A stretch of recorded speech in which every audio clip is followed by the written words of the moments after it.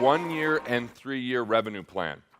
A revenue plan beyond 3 years is just, it's not really going to be worth much as far as a plan. You can have revenue projections, you could have where you want to be in 10 years, but to actually plan that out, there's too many things that are going to happen between now and then. There's going to be strategic byproducts, you're going to zigzag to a different level, you're going to have different experiences, different relationships, different data that comes in. So beyond 3 years is kind of a waste of time, but 3 years gives you something to aim for, because if it's only 1 year, we typically underestimate what we could do in 3 years, but we overestimate what we could do in 1 year, so it gives us a sense of where we're headed. And you can build a lot of momentum in 1 year, and then get that exponential tick the next 2 years. So a 3-year net revenue plan is really critical. And so revenue is different than margins. Revenue is like the bicep of finance. Yeah, it's really cool if you're a dude and you got big biceps, but it's not the most functional muscle, right?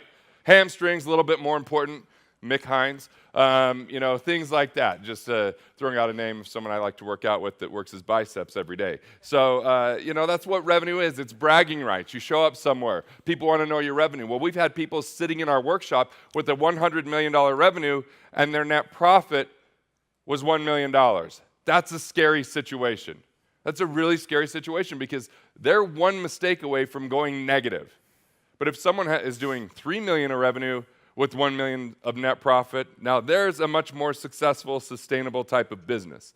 And so what was interesting is their revenues had gone up 40% over 3 years, and their net profit hadn't gone up a single dollar. So more risk, more work, more frustration.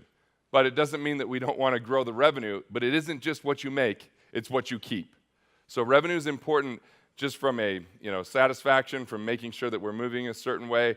And it's not the only place we go, because the next two places are to build your balance sheet. If your revenue goes up and it doesn't change your balance sheet, it's not effective.